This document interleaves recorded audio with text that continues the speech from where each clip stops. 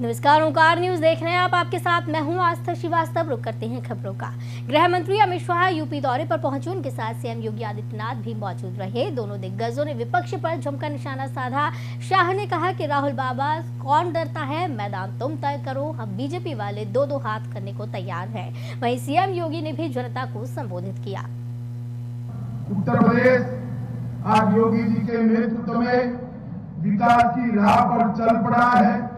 अभी अभी योगी जी ने बताया राज्य में एक्सप्रेस वे का बड़ा जाला घूमने का काम किया है और मोदी जी ने, क्योंकि वो भी कोसामी वालों आपके नजदीक से वाराणसी से ही सांसद है, उन्होंने गरीब कल्याण की सारी योजनाएं उत्तर प्रदेश में इतनी बड़ी मात्रा में जमीन पर उतारी है कि आज उत्तर प्रदेश के घर घर के अंदर गरीबी का उन्मूलन हो रहा है। प्रधानमंत्री आवास योजना अकेले उत्तर प्रदेश में 46 लाख से ज्यादा लोगों को घर देने का काम किया है।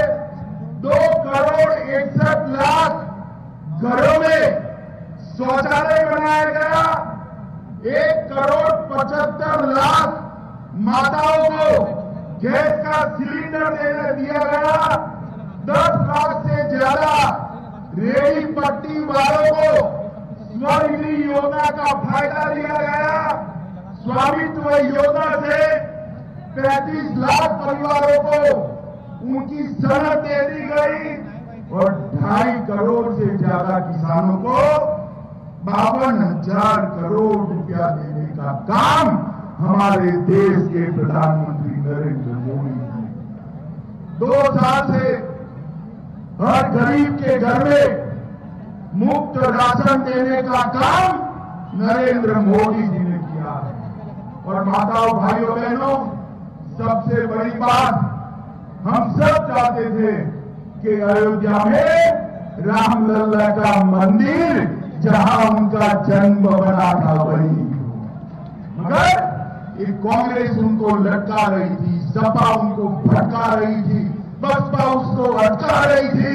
मोदी जी ने राम जन्मभूमि के मंदिर का शिलान्यास किया और आप सब थोड़े समय में देख पाएंगे कि भगवान श्री राम अपने निज मंदिर के अंदर विराजमान होंगे। अयोध्या में मंदिर बनेगा। आज विकास की किरण और विकास की योजना का लाभ बिना भेदभाव के हर गांव, हर गरीब, हर किसान और नौजवान तक पहुंचाया जा रहा है। एक और देश समृद्धि की नई ऊंचाइयों को प्राप्त कर रहा है, दूसरी तरफ देश के अंदर सुरक्षा का बेहतरीन वातावरण बनाने का कार्य हो रहा है। भाइयों बहनों, अंतर यही है, हम सब देख सकते हैं, एक तरफ प्रधानमंत्री मोदी जी के नेतृत्व में भारत पिछले 3 वर्ष से 80 करोड़ लोगों को फ्री में राशन दे रहा है और दूसरी तरफ पाकिस्तान के अंदर रोटी के लारे पड़ रहे हैं। यही होता है, सरकारें कैसे चलनी चाहिए। देश में कोरोना संक्रमण के मामले तेजी से बढ़ रहे हैं। इसे देखते हुए केंद्रीय स्वास्थ्य मंत्री मनसुख मंडाविया ने एक उच्च स्तरीय बैठक की है, जिसमें सभी राज्यों के स्वास्थ्य मंत्री शामिल हुए। इसमें केंद्रीय स्वास्थ्य मंत्री देश में कोरोना के खिलाफ तैयारियों की समीक्षा की है। देश भर में 5,335 नए कोरोना वायरस के मामले दर्ज हुए हैं, जो पिछले 6 महीने में सबसे ज्यादा है। बीते सितंबर के बाद पहली बार कोविड-19 के मामले 5,000 के पार पहुंचे हैं। स्वास्थ्य मंत्रालय के आंकड़ों के मुताबिक नए मामलों में तेजी के साथ ही देश में सक्रिय मामलों की संख्या भी बढ़कर 25,587 हो गई है। कोरोना के चलते दिल्ली और मुंबई में हाई अलर्ट जारी किया गया है। लोगों को सोशल डिस्टेंसिंग का पालन करने की भी सलाह दी गई है। दिल्ली में कोरोना संक्रमण के मामलों में 2 गुना की तेजी दर्ज की गई है। देश की राजधानी में बीते 7 दिनों के दौरान 2,703 कोरोना वायरस के मामले दर्ज किए गए।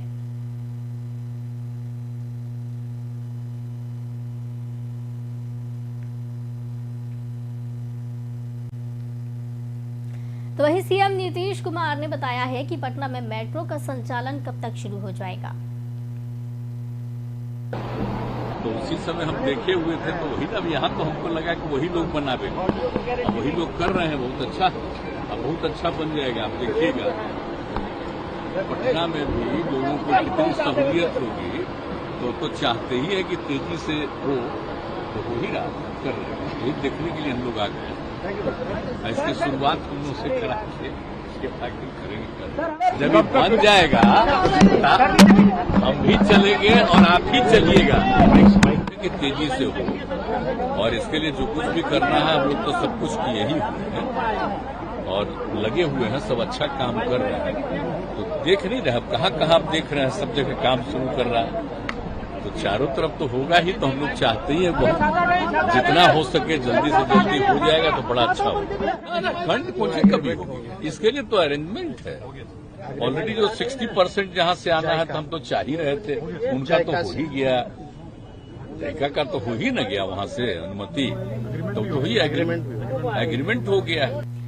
आप नेता संजय सिंह ने प्रेस कॉन्फ्रेंस किया। उत्तर प्रदेश में निकाय चुनाव में चुनाव लड़ने का ऐलान किया। संजय सिंह ने कहा कि आम आदमी पार्टी 763 नगर निकाय में पूरी मजबूती से चुनाव लड़ेगी।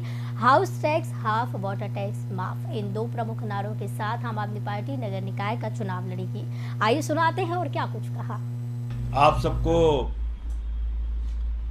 जानकारी होगी कि आरक्षण में लंबे विवाद के बाद सुप्रीम कोर्ट ने अपनी अनुमति दी और अब उत्तर प्रदेश में निकाय चुनाव के लिए आरक्षण की भी प्रक्रिया पूरी हो गई, सीटों के आरक्षण भी घोषित हो गए, ऑब्जेक्शन भी मांगने की जो तिथि थी वो पूरी हो गई और लगभग अब ये तय हो चुका है कि जल्द ही उत्तर प्रदेश में नगर निकाय के चुनाव की घोषणा हो जाएगी। उत्तर प्रदेश के अंदर आम आदमी पार्टी 763 नगर निकायों में मजबूती से चुनाव लड़ेगी। 17 नगर निगम है, वहां हम लोग मजबूती से चुनाव लड़ेंगे और 763 नगर निकायों के लिए हमने अपने प्रभारी घोषित कर दिए हैं। वहां वार्डों के स्तर पे और मेयर और चेयरमैन के पद के लिए चयन की एक प्रक्रिया का भी हमने आरंभ कर दिया है। आज जो मैंने अपने उत्तर प्रदेश के साथियों से आंकड़ा लिया, लगभग 270 नाम वार्ड के स्तर पे और चेयरमैन के चुनाव के लिए उन लोगों ने प्रस्तावित किए हैं। अब जब भी चुनाव की घोषणा होगी, दो प्रमुख नारों के साथ हाउस टैक्स हाफ और वाटर टैक्स माफ, इन दो प्रमुख नारों के साथ उत्तर प्रदेश नगर निकाय का चुनाव आम आदमी पार्टी मजबूती से लड़ेगी। भारतीय जनता पार्टी जो अनपढ़ों की देश की सबसे बड़ी जमात है, वो जमात और उसकी सरकारें मिलकर पूरे देश में 60,000 स्कूल बंद करते हैं। 60,000 सरकारी स्कूल बंद कर चुकी है भारतीय जनता पार्टी। और जब इस अनपढ़ों की जमात का सबसे बड़ा भवन बना, दिल्ली का भारतीय जनता पार्टी का दफ्तर बना, तो इन्होंने पहला लक्ष्य अपना निर्धारित किया। बोले इस दफ्तर के बनने के बाद सबसे पहले क्या करना है? बच्चों के स्कूल पे कब्जा करना है। अभी तक आपने माफियाओं पे बुलडोजर सुना होगा, गुंडों पे बुलडोजर सुना होगा, लेकिन नरेंद्र मोदी जी की सरकार मासूम बच्चों के स्कूल पे बुलडोजर चलाने जा रही है। जिस स्कूल में 350 बच्चे पढ़ते हैं, भारतीय जनता पार्टी के दफ्तर के ठीक बगल का स्कूल, उस स्कूल पर बुलडोजर चलाने की भारतीय जनता पार्टी ने पूरी तैयारी और कोशिश कर ली और उससे संबंधित तमाम ऑर्डर और कागज है। देखिए, वो बहुत ही मार्मिक और गंभीर संवेदनशील चिट्ठी दिल्ली के पूर्व उप मुख्यमंत्री मनीष सिसोदिया जी ने लिखी है और इस बात पे चिंता जाहिर की है कि एक अनपढ़ व्यक्ति अगर देश का प्रधानमंत्री होगा तो किस तरह से उसका खामियाजा हम लोगों को भुगतना पड़ेगा। पहला, जैसे मैंने आपको बताया, सरकारी स्कूल, जनसंख्या देश की बढ़ रही है, बच्चे हमारे बढ़ रहे हैं, लेकिन सरकारी स्कूल बढ़ाने के बजाय 60,000 सरकारी स्कूल देश के अंदर भारतीय जनता पार्टी ने बंद किए हैं, जिसमें अकेले 26,000 सरकारी स्कूल देश के सबसे बड़े राज्य उत्तर प्रदेश में बंद हुए हैं। हजारों स्कूल बंद हुए हैं मध्य प्रदेश में, हजारों स्कूल बंद हुए हैं गुजरात में। करते क्या है ये लोग? इन्हीं के अपने प्राइवेट स्कूल हैं। प्राइवेट स्कूल के नाम पे भाजपा के नेता और मंत्री अपना धंधा चलाते हैं और सरकारी स्कूलों को तोड़ने का काम करते हैं। और मैंने आपको जैसा बताया कि जैसे ही भारतीय जनता पार्टी का राष्ट्रीय कार्यालय बना तो इन्होंने सबसे बड़ा राष्ट्रीय कर्तव्य अपना निर्धारित किया कि बच्चों का स्कूल सबसे पहले तोड़ो। स्कूल नहीं रहना चाहिए देश में। तो इस बात को लेकर मनीष सिसोदिया जी ने चिंता जताई है कि अगर देश के प्रधानमंत्री अनपढ़ होंगे, गैर पढ़े लिखे होंगे, सरकारी स्कूलों को बंद करेंगे, भविष्य का क्या होगा और देश किन हाथों में इस समय है और किस दिशा में आगे बढ़ेगा, ये हम सबके लिए एक चिंता का विषय। संयुक्त आंध्र प्रदेश के पूर्व और अंतिम मुख्यमंत्री किरण कुमार रेड्डी आज बीजेपी में शामिल हो गए हैं। किरण प्रहलाद जोशी की उपस्थिति में बीजेपी में शामिल हुए।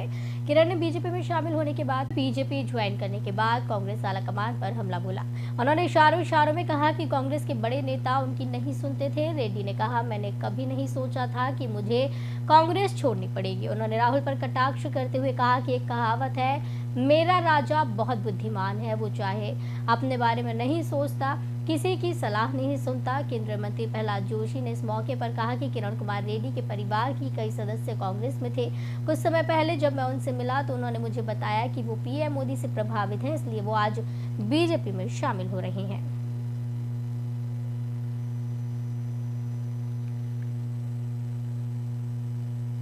कांग्रेस नेता नवजोत सिंह सिद्धू ने पार्टी अध्यक्ष मल्लिकार्जुन खड़गे और पार्टी महासचिव प्रभारी संचार जयराम रमेश से मुलाकात की। एक दिन पहले उन्होंने दिल्ली में ही कांग्रेस नेता राहुल गांधी और प्रियंका गांधी वाड्रा से भी मुलाकात की थी। आपको बता दें, क्रिकेटर से राजनेता बने नवजोत सिंह सिद्धू 3 दशक पुराने रोड रेज मामले में 10 महीने की सजा काटने के बाद 1 अप्रैल को पटियाला सेंट्रल जेल से बाहर आए थे। राहुल और प्रियंका से मुलाकात के बाद नवजोत सिंह सिद्धू ने राहुल गांधी को अपना गुरु और प्रियंका को अपना दोस्त और मार्गदर्शक बताया। साथ ही उन्होंने ये भी कहा कि पंजाब और उनके नेताओं के प्रति उनकी प्रतिबद्धता ना तो झुकेगी और ना ही 1 इंच पीछे हटेगी।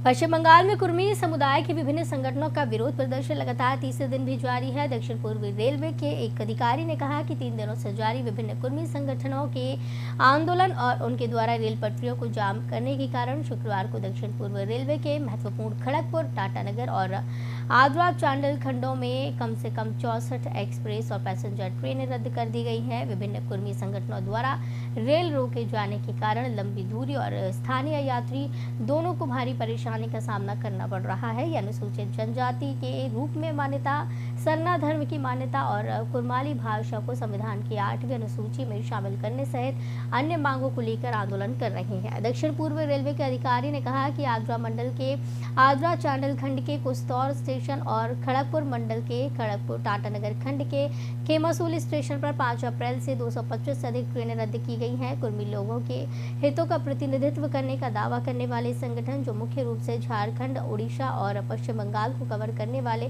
छोटा नागपुर पठार में स्थित है, सितंबर 2022 में भी इसी तरह की मांगों को लेकर इन दोनों स्टेशनों पर रेलवे ट्रैक को 5 दिनों तक जाम रखा था।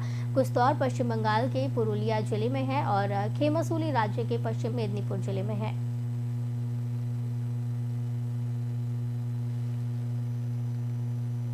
दिल्ली के पूर्व उप मुख्यमंत्री मनीष सिसोदिया ने तिहाड़ जेल से देश के नाम पत्र लिखा। इस पत्र को मुख्यमंत्री अरविंद केजरीवाल ने ट्विटर पर शेयर किया है। सीएम केजरीवाल ने मनीष सिसोदिया के पत्र को ट्वीट करते हुए लिखा, बीजेपी लोगों को जेल में डालने की राजनीति करती है, हम बच्चों को पढ़ाने की राजनीति करते हैं। जेल भेजना आसान है, बच्चों को पढ़ाना बहुत मुश्किल। राष्ट्र शिक्षा से आगे बढ़ेगा, जेल भेजने से नहीं। मनीष सिसोदिया ने अपनी चिट्ठी का शीर्षक शिक्षा, राजनीति और जेल लिखा है। उन्होंने कहा कि दिल्ली के शिक्षा मंत्री के रूप में काम करते हुए बहुत बार ये सवाल मन में उठता है कि देश और राज्य की सत्ता तक पहुंचे नेताओं ने देश के हर एक बच्चे के लिए शानदार स्कूल और कॉलेज का इंतजाम क्यों नहीं किया। उन्होंने अपने पत्र में आगे लिखा है, एक बार अगर पूरे देश में पूरी राजनीति और तन मन धन से शिक्षा के काम में जुट गई होती तो आज हमारे देश के हर बच्चे के लिए विकसित देशों की तरह अच्छे से अच्छे स्कूल होते।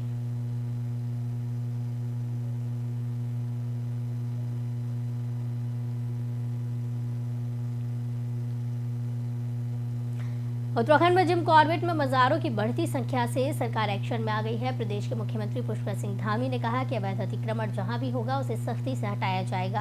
हमने सभी को कहा कि ऐसी जगहों से खुद ही अतिक्रमण हटा ले, अन्यथा सरकार हटाएगी। वहीं मुख्यमंत्री ने आगे कहा कि चाहे वो लैंड जिहाद हो या फिर मजार जिहाद हो, देवभूमि पर कानून और धर्म के विरुद्ध कोई काम नहीं हो पाएगा। हमने ऐसे ही करीब 1000 स्थानों का सर्वेक्षण करवाया है जहाँ अतिक्रमण हुआ है। 6 महीने का अल्टीमेटम दिया गया था, अगर उन्होंने खुद अतिक्रमण नहीं हटाया तो सरकार सख्त एक्शन लेगी। साथ ही सीएम ने कहा कि यूनिफॉर्म सिविल कोड यानी यूसीसी पर भी काफी काम हो गया है और हमारी कमेटी उस पर अंतिम मसौदे को तैयार करने के लिए आगे बढ़ रही है। इस पर कार्य अगले 2-3 महीनों में पूरा हो जाएगा।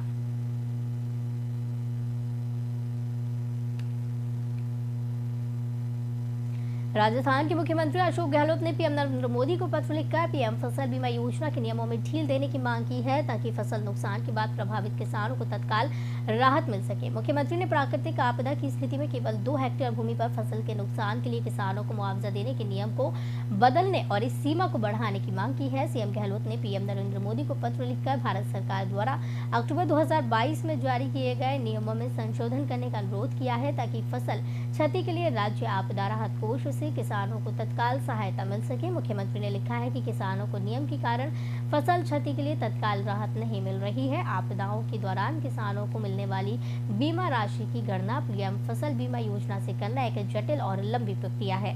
सीएम ने कहा कि एसडीआरएफ सहायता के वितरण में कई देरी होती है, जबकि किसानों को फसल खराब होने के तुरंत बाद अगली फसल के लिए धन जुटाना पड़ता है।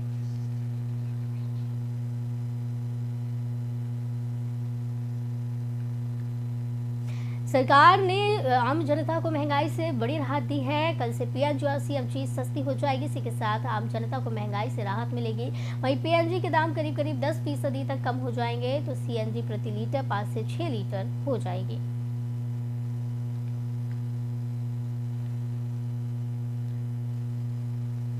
तो बता दें कि कैबिनेट ने घरेलू गैस निर्धारण को मंजूरी दे दी है। लोगों को बड़ी राहत इससे मिल जाएगी और सीएनजी पीएनजी के दाम कल से कम हो जाएंगे। और जिस तरीके से महंगाई बढ़ती हुई नज़र आ रही है, इसी बीच में केंद्र सरकार ने एक बड़ा फैसला लिया है और लोगों को बड़ी राहत दी है।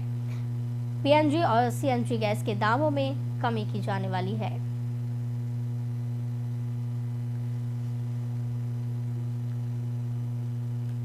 तो इस बुलेटिन में फिलहाल इतना ही। मुझे दीजिए इजाजत। नमस्कार।